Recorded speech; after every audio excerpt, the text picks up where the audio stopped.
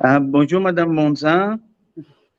On est ici parce que on va parler à propos du livre Confiscation qui vient de paraître au Brésil, dans la traduction en portugais. Beaucoup de vos livres sont traduits en portugais, soit en brésilien, soit au Portugal. Et c'était vraiment un grand plaisir de pouvoir parler avec vous, né, et faire la diffusion de ce livre si intéressant ici au Brésil. Né? Et je voudrais commencer un peu pour le contexte du livre. Est-ce que votre point de départ, c'est une critique à des programmes de déradicalisation en France? Et j'aimerais savoir si vous pouvez parler un peu dans ce qui consiste ces programmes de déradicalisation. C'était quand on a mis en place des institutions en France contre la soi-disant radicalisation des islamistes et des jeunes gens. Ça a été pris sur le versant de la pathologie, de la psychopathologie d'une part, et la psychopathologie du terrorisme. Ça a été donc, ce sont des institutions médicales d'une part, et puis des institutions pénitentiaires qui ont été chargées avec un accompagnement médical de soigner et d'instruire pour dissuader cette jeunesse de se laisser prendre par ces mouvements dits radicaux. Déjà, je suis en total désaccord avec le fait de mettre ce qu'ils appellent eux la radicalisation sous le signe de l'enregistrer sous le signe médical d'une pathologie terroriste ou criminelle. J'ai voulu inverser les choses et faire entendre deux choses. D'une part, que le mot radical ne devait pas servir à désigner des groupes de fanatiques, de gens embrigadés et convertis à des convictions criminelles. Bon, j'avais envie de garder au mot radical sa noblesse et sa promesse, mais d'un autre côté, je ne voulais pas non plus que l'on fasse basculer la question du terrorisme du côté de la pathologie, de la folie, d'un fanatisme criminel. Je voulais, au contraire, que l'on prenne au sérieux ce qu'il y avait comme demande psychologique dans les modalités d'embrigadement. J'ai remarqué donc que ce qui manquait le plus, parce que je travaillais moi-même dans les prisons et dans l'administration pénitentiaire avec des gens très jeunes, dont on disait qu'ils étaient radicalisés, je m'apercevais, je constatais que ce dont ils avaient besoin, c'est effectivement de croire en quelque chose. Ils avaient besoin d'un cadre, ils avaient besoin d'un rituel, ils avaient besoin d'une sécurité, ils avaient besoin d'un schéma, de quelque chose qui fasse office de loi pour eux. Parce que rien dans leur éducation et leur présence en France ne leur avait donné la dignité de sujet soutenue et protégée par la loi de la République. Ils ont été abandonnés par le monde de l'éducation, ils ont été totalement abandonnés dans le monde pas seulement de l'éducation, mais de l'habitation, de la possibilité d'obtenir des droits, de la protection, de l'instruction, de la dignité, de la citoyenneté. Or, ceux qui les ont convertis à l'islamisme leur ont justement proposé et promis un monde dans lequel il y a un cadre, des obligations, des interdictions, bref, la loi. Donc, loin d'être des fanatiques criminels, ce sont des gamins, ce sont des jeunes gens qui ont besoin de se trouver, d'avoir des modèles, fiables, des croyances fiables, des promesses fiables et un univers de promesses, disons, valorisantes pour eux, très valorisantes, tout étant dans la dévalorisation. Donc,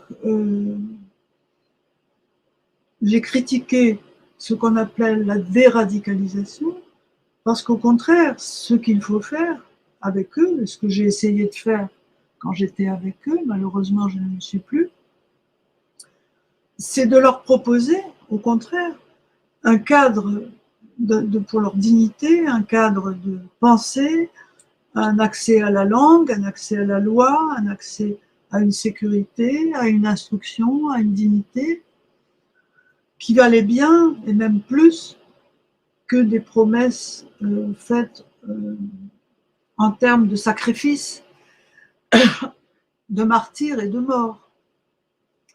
Donc, j'ai vu chez ces jeunes gens quelque chose, enfin, une espèce de confiance totale envers ceux qui les ont doctrinés, au péril de leur vie. Donc, ce que je voulais, c'est qu'au lieu de déradicaliser, qu'on travaille directement et radicalement, justement, sur la question de leur rapport à la vie, de leur rapport à la loi, de leur rapport à l'interdit de tuer, de leur rapport à la consommation, de leur rapport au désir, à la sexualité, et que c'est bien plus important que d'extirper, absolument, de croire obligé d'extirper une croyance en Dieu, d'autant que ces déradicalisations sont faites par une république qui se droitise, enfin, qui est de plus en plus réactionnaire et qui n'est pas du tout gênée par l'intégrisme chrétien ou l'intégrisme israélite, enfin judéo-chrétien. Donc, tout intégrisme doit être l'objet d'un combat, qu'il soit un intégrisme musulman, un intégrisme catholique, un intégrisme chrétien ou un intégrisme hébraïque. Tous les intégrismes sont à bannir dans la mesure où ils font semblant de donner une loi, un cadre, des objectifs et des sécurités et des croyances à des personnes qui sont en déshérence, qui sont dans une situation d'abandon. Donc c'était ça ma lutte contre le programme de déradicalisation. Alors, merci.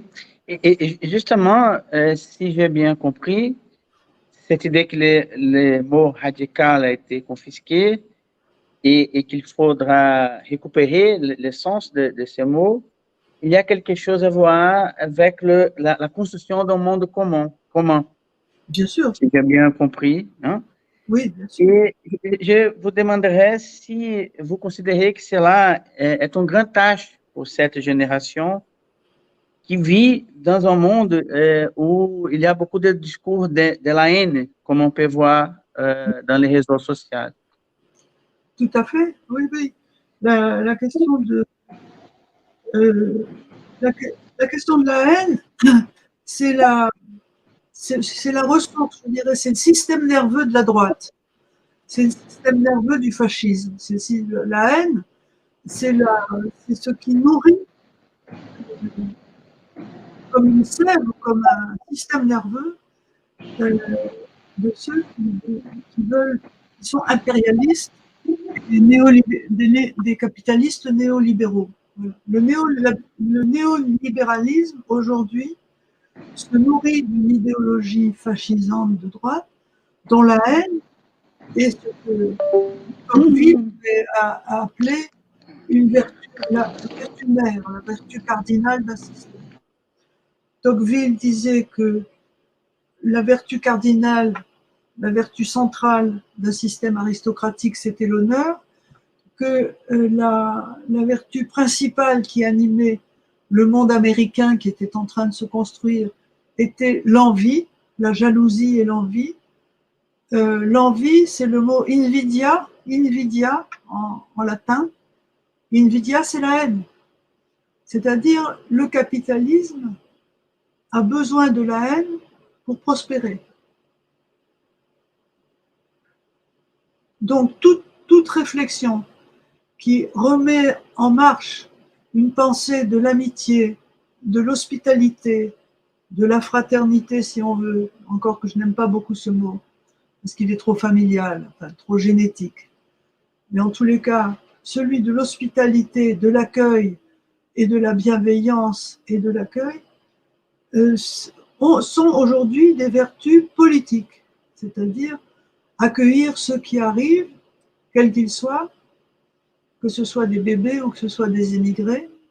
Tout nouveau venu doit être accueilli comme une richesse supplémentaire qui vient alimenter notre besoin de sens et notre besoin de solidarité. Jacques Rancière a écrit d'ailleurs un livre qui s'appelle La haine de la démocratie, qui est sur un autre versant que le mien. Moi, je suis plus dans une réflexion sur la filia, sur l'hospitalité. Mais il avait bien repéré lui aussi la question de la haine de la démocratie, c'est-à-dire de la haine comme pulsion, comme affect cardinal du néolibéralisme et du grand capital. Est-ce que vous finissez votre livre avec une référence à Philippe Descola et à l'anthropologie? Et je pense qu'on vit à la fois ici au Brésil un moment difficile à cause de l'extrême droite, tout cela, mais un moment aussi très intéressant parce qu'on voit l'émergence de la pensée indigène, par exemple, l'art contemporain indigène et tout cela. Et je pense, par rapport à ce que on parlait de cette possibilité de construire, bâtir un monde commun, si l'anthropologie peut être un outil important. Exactement. En plus, l'anthropologie au Brésil est magnifique. Il y a non seulement l'anthropologie, la grande anthropologie qui a commencé avec Lévi-Strauss est quand même née du rapport de Lévi-Strauss au Brésil. Hein, c'est quand même là. Et il a fait école non seulement en Europe, mais au Brésil. Moi, je suis une lectrice très admiratrice de Viveros de Castro. Voilà, je trouve ça formidable. Les liens qu'il y a eu avec la pensée de Deleuze et l'anthropologie aussi sont des choses qui sont très riches.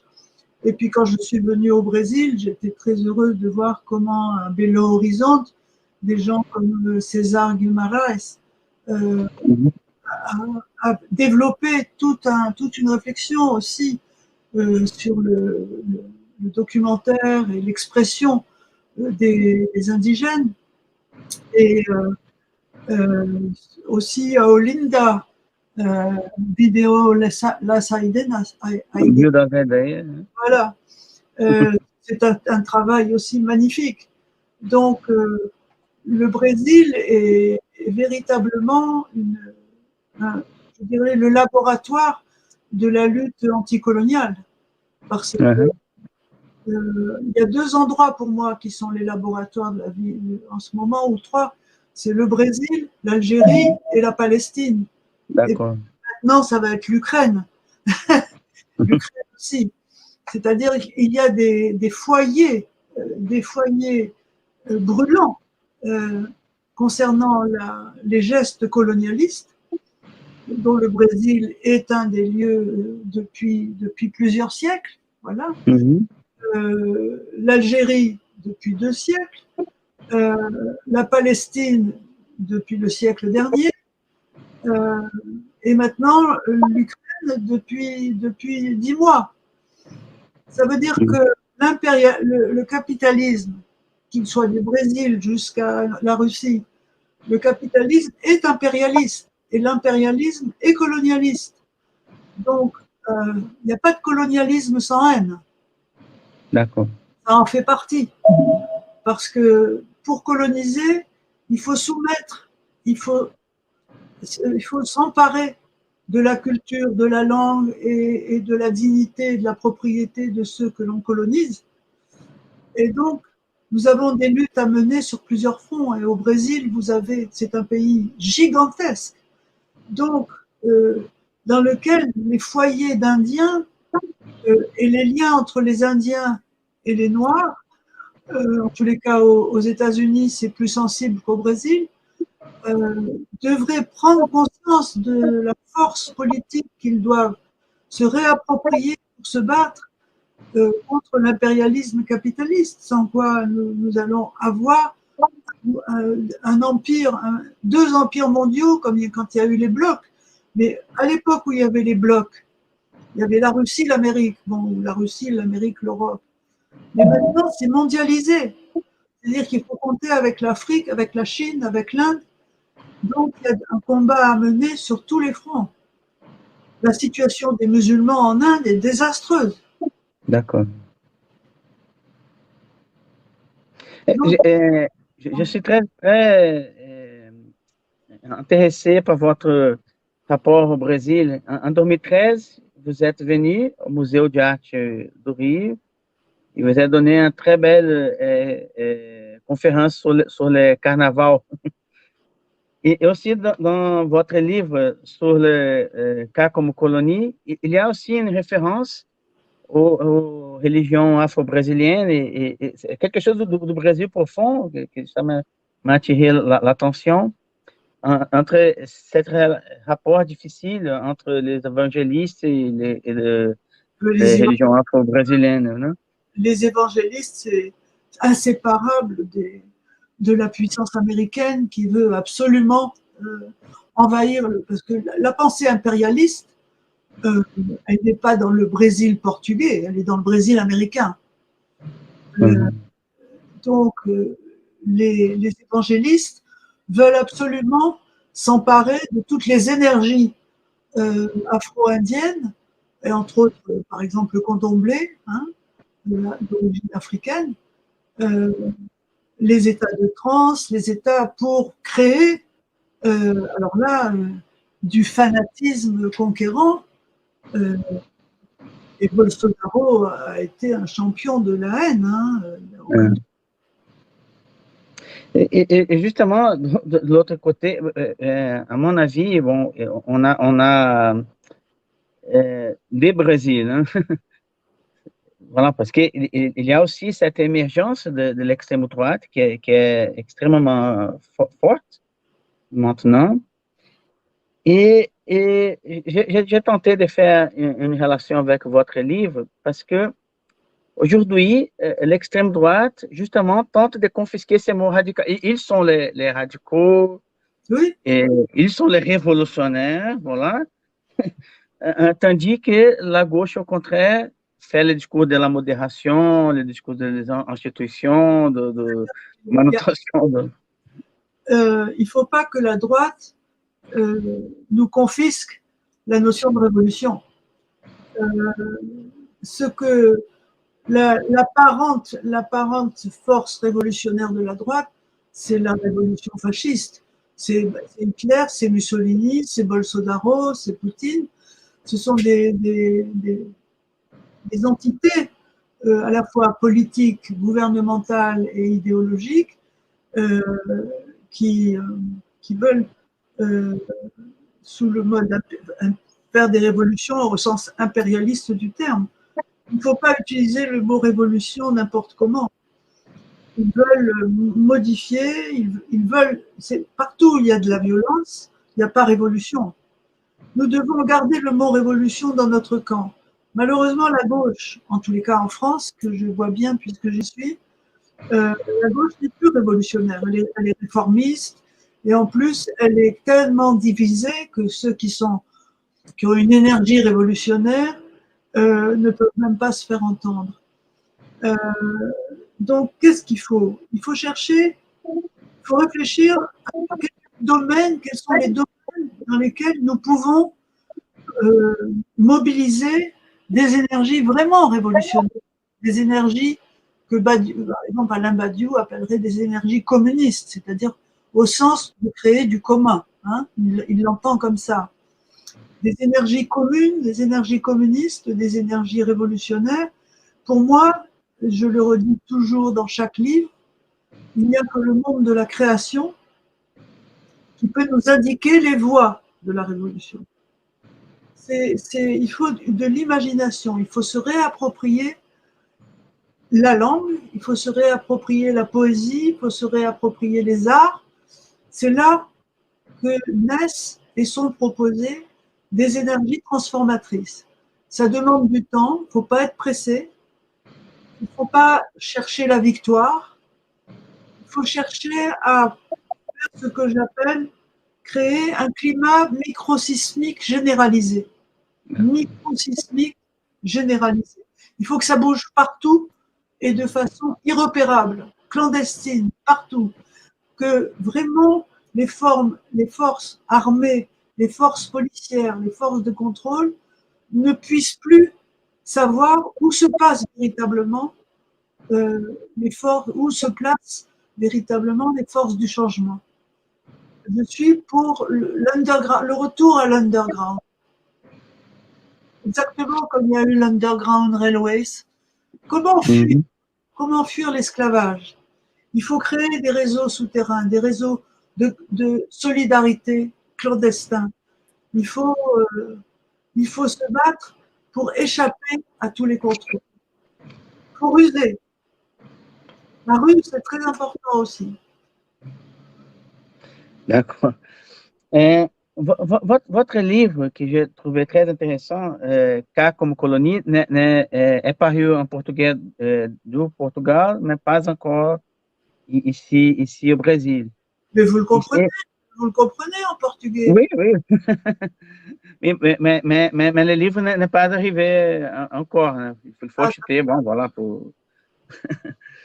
Et j'ai trouvé très intéressant la façon dont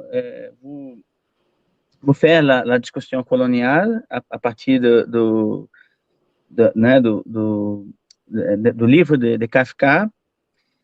Et j'ai pensé une chose, parce que c'était 2020 que ce livre est paru en France.